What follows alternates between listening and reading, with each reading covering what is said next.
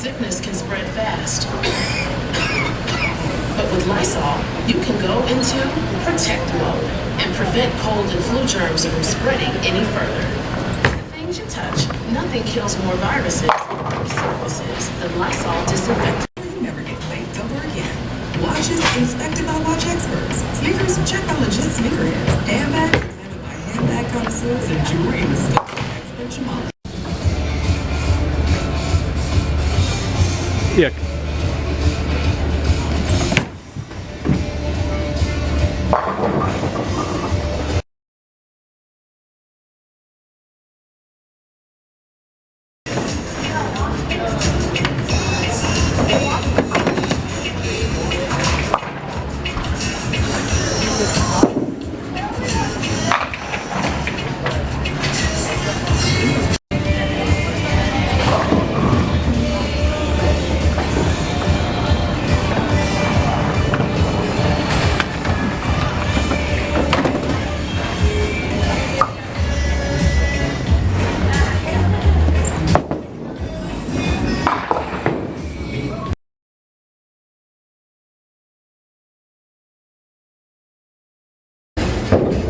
Welcome to SpareTalk, new edition at Taneytown. I'm with Doug Sass today. He's a crossover bowler. That is, he bowls Tenpin and Duckpin in the leagues, and he's very proficient at it. And just wanted to welcome you to the show today. Thank you very much. Good to see you here. And when did you start bowling? I started bowling 10 pins. I wasn't even 3 years old. Didn't get into leagues until I was probably about 6. I was in an instructional league for 2 years, and then they bumped me into the regular leagues. Okay. Duck pins I did not pick up until, I'd say the first time I bowled was 1997. A friend of mine invited me out to Maryland. We went out to a duck pin center out in Timonium and threw a couple of shots, and immediately I was hooked because it was nearly impossible to do. But I knew, anything related to bowling I wanted to be a part of. That's great. So you started Tenpin and Duckpin around the same time, or? Tenpin I started in 1976. Okay. And Duckpin 21 years later. Oh, wow. I had watched it. We had a local cable channel from Connecticut that came through when I lived on Long Island, and 11 o'clock every morning they had professional duckpins on. So I got into watching that, and then when I was old enough and actually had an opportunity to experience it on a trip, that was all it took to get me hooked. Wow, that's great. What's your high game in duckpin and your high set?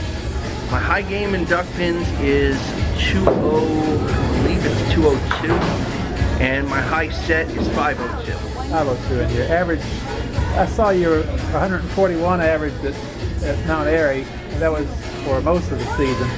Yes, I subbed in the Majors League there last season and averaged right around 141, and I was averaging in Walkersville in the high 130s, but I had wanted to bowl that league for a while, and I just never had the chance. And once I got into subbing in it, and I was approached by a couple of friends of mine, and they were looking for a third bowler for the following year, I jumped on the opportunity. Wow, that's great. And your 10-pin high game and set, you told me the other night you had more than one 300 game. How many 300s did you have? I have either 22 or 23 sanctioned 300s, and I believe 6 or 7 800 series. Wow. They were all, what were the locations where you had the 800s? Wow. I had one 800 at the previously open terrace lanes here in Frederick. I've had one here in Taneytown this season. All the rest of my 800s, I think I had one in Perry Hall, which was my highest set, 835, and everything else came on Long Island. Long Island. So you were living in New York for a while?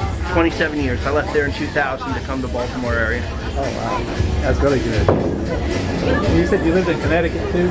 I didn't live in Connecticut. I visited there. I watched the professional duckpin bowlers on television coming out of Connecticut. And then when I was old enough, I actually would take trips out there with a friend, and we'd go out and roll some ducks and practice that. And it just further got me involved in the game. And as soon as I moved to Maryland, the first thing I did was find the nearest duckpin center and say, I got to get myself into a league here. Wow, that's great. And your equipment for the 10-pin, how many balls do you normally take with you to a league, and how many balls do you take to a tournament? I usually take the same arsenal. I have 4 or 5 balls that I'll bring, a spare ball, a couple of urethane balls, and a couple of reactive balls, depending on what we're bowling on and where. I generally don't have a large arsenal of equipment. I try to make do with what I've got. These days, on a regular house condition, I can get by with as little as 2 of the balls that I have with me, the ones that I brought today, depending on the center. Every center is a little bit different. You go with the ones that you know work best. Right. Okay. And what shoe do you endorse, I guess we could say? Is it Dexter or do you... I have the Dexter, the 9s, excellent shoe. These days, because you bowl in certain houses that have wood lanes, wood approaches, like here in Taneytown, whereas other centers have synthetic approaches, it's important to have the ability to change your slide sole to accommodate the approaches so you don't either stick or slip too much. So I've always looked for a shoe that had the interchangeable heels and soles. The 9s I've been using for quite a bit now, and they've been excellent as I've crisscrossed from center to center. Wow. SST 9s, do you know about when they came out 5 or 10 years ago? Or They've been out a while in different models, the original SSTs, and they've just gotten better and more advanced, and it's only helped the bowler. Yeah. Okay. Great. What would you say is the hardest thing to transition when you go from one game to the next? What do you have to remember not to do or to do? Well, Tenpins and Duckpins are very different games. Part of that is attributed to lane conditions, and part of it is attributed to the fact that you're using such small bowling balls at pins that are small and situated right where the 10 pins pin setting is put, so you can make a great ball in duck pins, miss by a board or 2 and get 2, whereas in 10 pins you can miss by a board or 2 or sometimes more, and an off hit you'll benefit greatly from.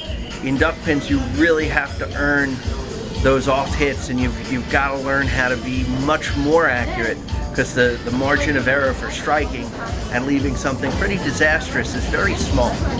Okay.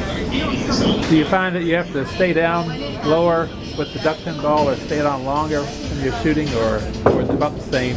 Actually, I'm actually learning that depending on where you are, you want to get more loft and you almost want to be more upright. Oh, okay. For me anyway. Yeah. I've bowled all different ways. I'll frequently adjust my style in duck pins to whatever might work. I haven't had it as many years in it as I've had in 10 pins. With 10 pins, I've kind of honed in on my game, and their staying down is a real good thing to create leverage.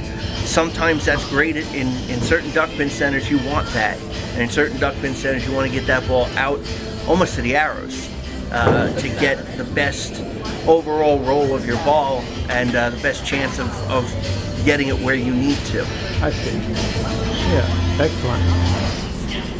Yeah, you bowl your 10-pin league here at Taneytown or Thunderhead on Tuesday night, is that correct? Correct. And then you bowl Wednesday over at Mount Airy. That's correct. Yeah. Have you ever bowled a league? Well, you said you bowled Walkersville. Did you bowl any other houses for your duck pin? When I moved to Maryland, I was bowling primarily in Parkville, and also in Hillendale, which is long close, and I also bowled at Stoneleigh. When I moved out this way, I actually took quite a bit off of duck pins and then started up again when we moved from Frederick to Walkersville. Literally could have ridden a bicycle over to the lanes from where I live. And I got back into it, started bowling a couple of nights a week. But as my son has progressed in his bowling, he's done both ducks and tens, but he's now focused entirely on his 10-pin game. With the amount of time that we spend getting him to leagues and tournaments, I've kind of taken a back seat and cut back to one night a week of each, and then devoted all of my other time to helping him with his game and getting him out to tournaments and competitions wherever they may be. Right. Okay. Yeah. I think I asked you the other night when I saw you if you bowled any pro events or regionals. When was the last time you played a regional or event? I bowled 2 regionals that were held at Terrace Lanes. I won the qualifier for one that the center held, and then I just straight entered the next one. The first one I entered, I actually did real well. Just missed getting a check by about 20 pins. Kind of fell off in the last game. You realize just how in shape these professionals are to stay at the top of their game. And then the following year, they made a slight tweak to the conditions, and try as I might, I just couldn't find a line and ended up down near the bottom of the pack. Humbling experience, but that's part of the game, and it happens to all of us. Is there a particular pattern like an oil pattern that you prefer or do not like? I have not had nearly as much experience on these new sport patterns and professional patterns that are out there. So I do struggle more on those patterns. But I've been working on them a bit more because of my son, and I can carry now in the low 190s on most of those patterns. For me, really, the longer the oil pattern, the tougher it gets for me, because I just don't get enough revolutions on it now. Whereas 20 years ago, when I was bowling in the regionals more often, I was able to manipulate the ball in ways that I just can't now. I'm almost 50 years old, so the body doesn't do what it used to do. Yeah. Who were some of the pros that you might have been on the lanes with or in the same regional with when you played the regionals? I actually crossed in Terrace with Jason Sterner, who's currently one of the top bowlers. When I was in Long Island, I bowled the Pro Tour qualifier the year Jason Belmonte won his first title in that center, and we were actually following next to each other the whole time. That was an experience, because I'd heard of him. He still wasn't as well known in the States, but to watch him with his two-handed delivery was simply amazing. I've bowled with Patrick Allen. I've actually bowled against him. I've bowled around him.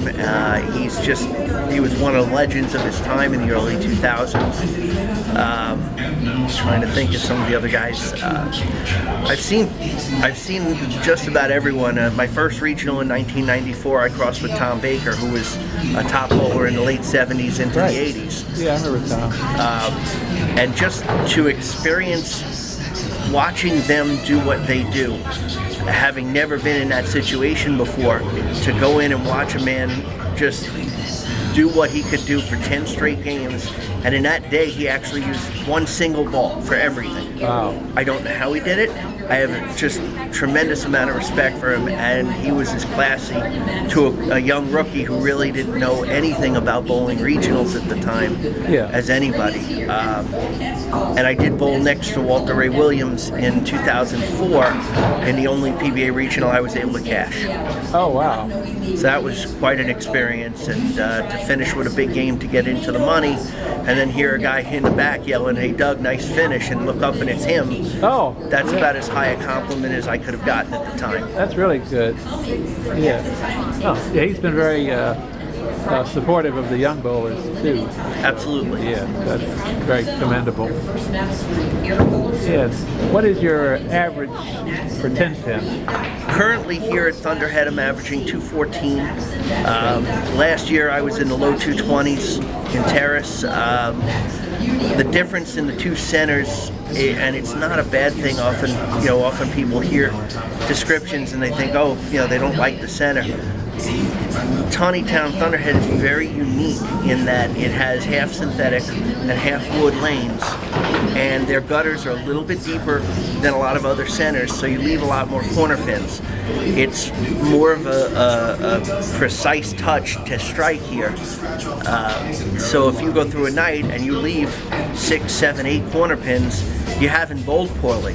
It's the nature of the center kind of brings you back to the way bowling was in the 70s and 80s. You really have to earn your score here. Yeah. So anytime I roll a set, even over 600 here, I know I've bowled a tremendous set. Right. That's great. Yeah. Oh yeah. The what accessories do you use for your bowling? Like extra thumb inserts or wrist braces, or? I used to use a wrist brace, but I'm very thankful. My ball driller has, over the years, has helped me with different drillings and the angles of my thumb that have reduced the strain on my wrist. You'll notice that when I bowl, I carry the ball back a lot like a two-hander does. Reason being, my wrist simply can't do the typical push out and leave the arm alone. My wrist will break back. So I have to adjust my game to what my arm is capable of doing. I did that at a young age and never changed. Yeah. So I no longer have the need for any wrist brace. I'll use thumb slugs, which are put into all of my equipment, whether it's urethane or it's reactive, because it's just a consistent feel. Okay. And of course, finger inserts always to protect my hands. I do still get a decent amount of lift on the ball. My rev rate is not as high as a lot of the other guys, even here in the center, who throw the ball with tremendous amount of revolutions. But all I really need to get by on a typical league night is a chamois to wipe the oil off the ball each shot, and some powder just to make sure that I'm not hanging in the ball. Right. Okay. What weight is your ball, or the ball that you prefer? All of my equipment is drilled 14 pounds. Okay. I started when I was younger. I was 16 pounds. Then developed a bit of an elbow issue, so I dropped down to 15. Then I had a wrist issue, which took me down to 14 and eventually even 13 pounds. Okay. But now I'm firm at 14, and I don't anticipate, until I'm unable to throw 14 anymore, I don't anticipate changing from where I'm at. Would you say that using the 14 or 13 pounder that you throw it a little faster? And if that is the case, does that compensate for the heavier ball? I'm just trying to learn on that. A lighter ball you're going to be able to throw harder. You always will. Whether or not you sacrifice power depends on a lot of factors. If you get enough rotation on the ball, add on some of the newer equipment, which has added more dynamic cores on the insides of the ball, and it's created hitting power that makes the 13s hit like an old 15-pound would, and a 14 can hit like a 16. When I cashed in the regional we talked about, I was using a 13-pound ball. Oh, okay. So the combination of my revolutions and my ball speed plus the angle I was creating on that particular day allowed me to get the same carry that I needed to score that I might have had with a 14-pound ball on a different line. Wow. Okay. Sounds good. But I trust, you need to be both able to be accurate and be able to be comfortable throughout, whether it's 3 games, 4 games, a tournament format which could go 7, 8, 9, 10 games or more in a day. So you've got to have what's comfortable for you throughout. But I would recommend staying with whatever pound you're using. Stay with that on all of your equipment. Okay. That's a good point. Good tip, that is. Yeah. Funny, these duckpins I throw with all different weights. Oh. I've thrown anything from 3.6 to 3.8 to 3.12. Okay, that's the normal weight that you like for duckpin. I mean, it really depends. Just center to center, different balls just work, which is very unique. I'm not, obviously with 10 pins, I'm not used to that. But with duck pins, depending on the center, how much it hooks, and how the pins move around on the deck changes what you're using. Right. I like heavier just because I'm a 10-pin bowler, and heavier is something I'm more used to, but I've learned to, to manipulate the balls that I have to try to get the best outcome I can. Yeah. What spares do you seem to have better success with, and which ones give you the most trouble with the duck pin? Is it the 7-pin or the... For the longest time, the 7-pin had given me trouble. I've recently made some adjustments, actually trying to almost throw a backup at it, and have had better luck shooting the 7s than I've had shooting my 10-pins. Yeah. I often struggle more with the right side cross lanes than I do with the left side cross lanes. But now bowling, what I've learned is bowling one night a week versus 2 plus Pop Wittens that I used to bowl.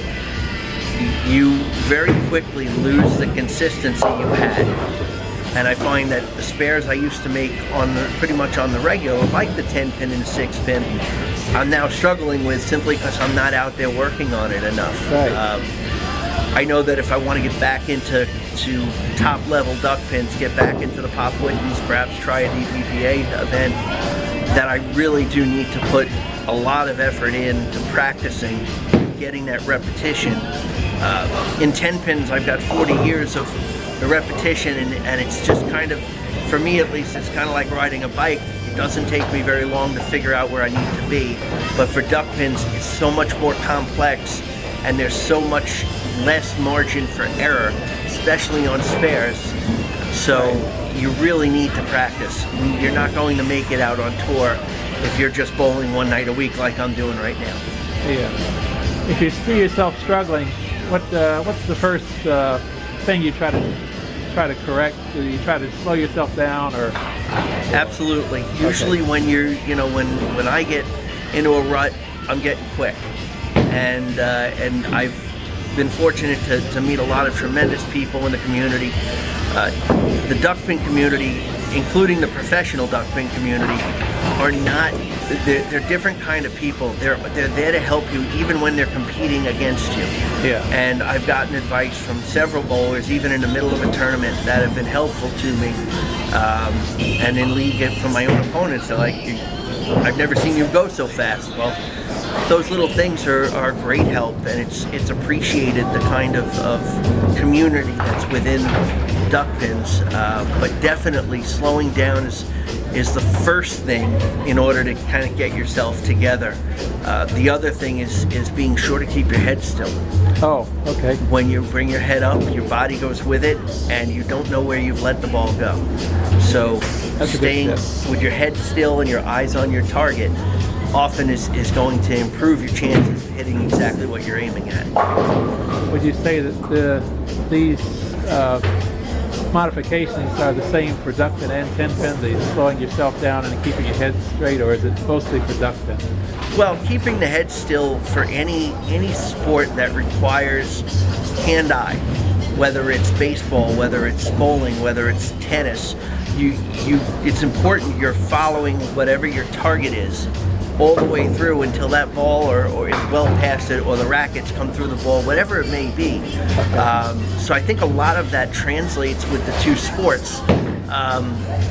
Bowling, you will increase and decrease speed sometimes depending on the lane conditions, or if you can switch a ball and maintain your same pace, a lot of bowlers will do that as well.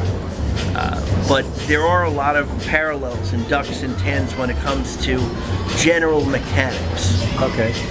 Right. All right. That sounds good. So it's good to talk to you, Doug. I'm glad we had a chance to sit down and discuss the differences between the two games and your proficiency at both. Thank you very much. It's been wonderful to do this. Yes, I appreciate your talk. Absolutely. And good luck on the both duckpin and the 10-pin. Thank you very much. All right.